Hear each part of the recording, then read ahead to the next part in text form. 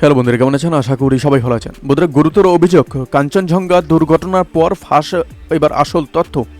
বিস্ফোরক মন্তব্য করেছে রেল কর্মীর স্ত্রী।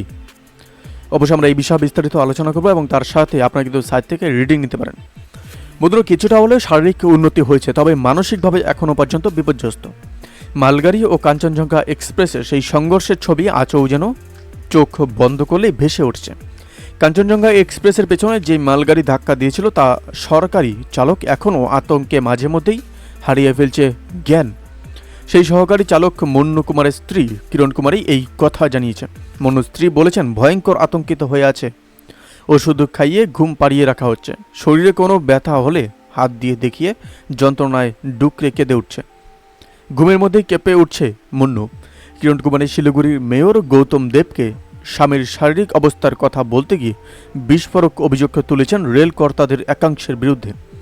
রেল অফিসারদের একাংশের বিরুদ্ধে দুর্ব্যবহারের অভিযোগ তুলে তিনি বলেন, দীর্ঘদিন রেল নিয়োগ না হওয়ায় চালক ও সহকারী চালকের সংখ্যা রুটে চলা ট্রেনের তুলনায় অনেকটাই কম। তাই চালক ও সহকারী চালকের ওপর দিনের পর দিন ভয়ঙ্কর মানসিক নির্যাতন চালাচ্ছেন রেলের অফিসারদের একটা বড় অংশ। দিনের পর দিন না ঘুমিয়ে বিশ্রাম না নিয়ে টানা ৭০ থেকে ৭২ ঘন্টা চালকদের ডিউটি করতে বাধ্য করছেন ওই রেল অফিসাররা।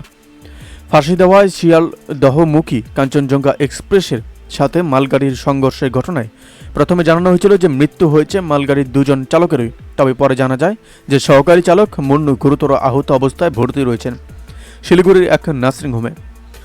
প্রয়াগরাজের বাসিন্দা মুন্নু। তবে গত ২ বছর ধরে মুন্নু ও পরিবার বাস করছে শিলিগুড়ি শহরের ৩৪ নম্বর ওয়ার্ডের সূর্য সেন কলোনিতে। বুধবার মুন্নু পরিবারের সাথে দেখা করতে যান শিলিগুড়ি মেয়র গৌতম দেব। বন্ধুরা, এই আপডেট প্রসঙ্গে আপনাদের কি মতামত অবশ্যই আমাদের কমেন্ট করে জানাতে বলবেন না। ভালো থাকবেন, সুস্থ থাকবেন, ধন্যবাদ। দেখা হচ্ছে নতুন একটি ভিডিওতে।